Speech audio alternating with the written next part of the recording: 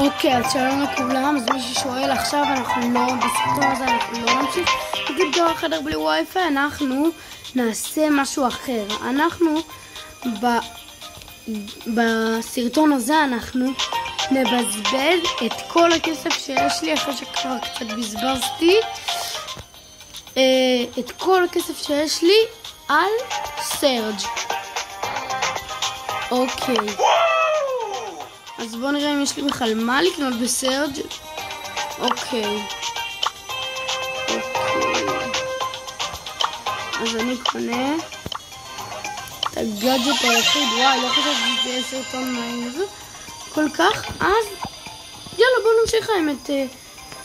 נמשיך את האתגר. אז ברוכים הבאים לאתגר חדר בלי וי-פיי. אנחנו עכשיו באדיר. אוקיי, מה אנחנו בוחרים? אוקיי, אנחנו באדיר.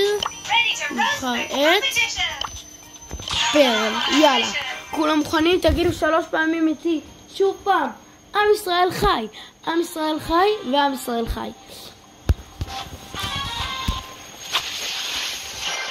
ושוב אני מזכיר, הזכרתי גם בסרטון הקודם, אני חושב, מי ש...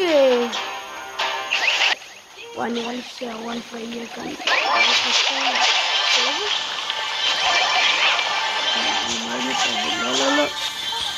לא. עכשיו הווי-פיי עכשיו טוב כאן. כנראה יצאנו מזליסטים. תגידו עם ישראל חי, זה עוזר.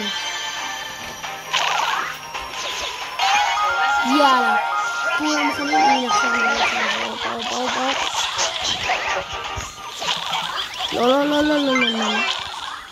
בואי שנראה עלינו מבאס את השחקן משמעותי. וואי, אוקיי. נו, סע. לא. כן, יופי. רמה קצת. 3.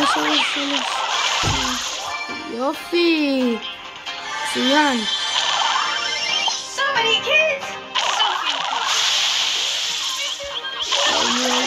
וואי, הם עובדים אותי בשנייה יותר. זה לא היה רעיון טוב. אוקיי, אבל אנחנו הצלחנו את האתגר, אתם ראיתם למה? 3 מקומות ראשונים. אוקיי. אז אני ניפגש בסרטון הבא. הייתי מיספי, ואני מבקש, בבקשה שימו לייק. אוהב אתכם.